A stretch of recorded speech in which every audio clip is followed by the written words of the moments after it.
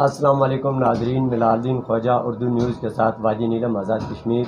اس time میں ایک اہم شخصیت کے پاس موجود ہوں جو مختصر وقت میں نیلم ڈیولپمنٹ بورڈ میں 10 ماہ سے اپنی ڈیوٹی سر انجام دے رہے تھے، اور ان کا عہدہ چیئرمین نیلم ویلی ڈیولپمنٹ بورڈ PTI کے، یہ صدر ضلع نیلم بھی تھے۔ ان سے ہم جانتے ہیں ان کی کارکردگی، اور اس کے بعد ان سے ہم کچھ سوالات کریں گے ضمنی الیکشن کے حوالے سے۔ تو ناظرین آپ دیکھیے گا۔ بسم اللہ الرحمن الرحیم۔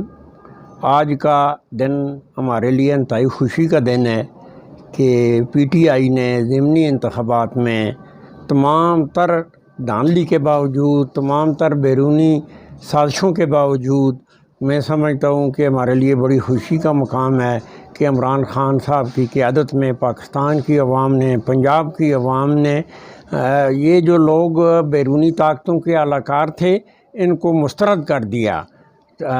مرکزی حکومت کی دھاندلی، صوبائی حکومت کی دھاندلی، الیکشن کمیشن کی غلطیاں، یہ ساری چیزوں کے باوجود پاکستان کی عوام نے PTI کا ساتھ دیا اور عمران خان صاحب کا ساتھ دیا۔ تو اس سے ہمیں ایک نیا جذبہ اور ولولہ ملا ہے۔ میں بحیثیت صدر PTI ڈسٹرکٹ نیلم اور بحیثیت چیئرمین نیلم ویلی ترقیاتی ادارہ، میں جناب عمران خان صاحب کو، ان کی ٹیم کو اس کامیابی پر، اور پاکستان کی عوام کو اس کامیابی پر مبارکباد دینا چاہتا ہوں۔ اور ہماری یہ خواہش ہے کہ اب الیکشن ہوں، جنرل الیکشن ہوں، اور جنرل الیکشن میں انشاءاللہ 2/3 اکثریت جو ہے وہ حاصل کر کے ہم دوبارہ واپس آئیں گے، اور تمام سازش کرنے والی قوتوں کو، امپورٹڈ حکومت جو ہے اس کو بری طرح، ان کی جماعت کو بری طرح انشاءاللہ شکست ہوگی، اور اللہ ہمارا حامی اور ناصر رہے۔ تو اس کے علاوہ میں تھوڑی سی بات کروں گا آزاد کشمیر میں بلدیاتی الیکشن کی۔ تو ہم آزاد کشمیر میں بلدیاتی الیکشن کرانے جا رہے ہیں۔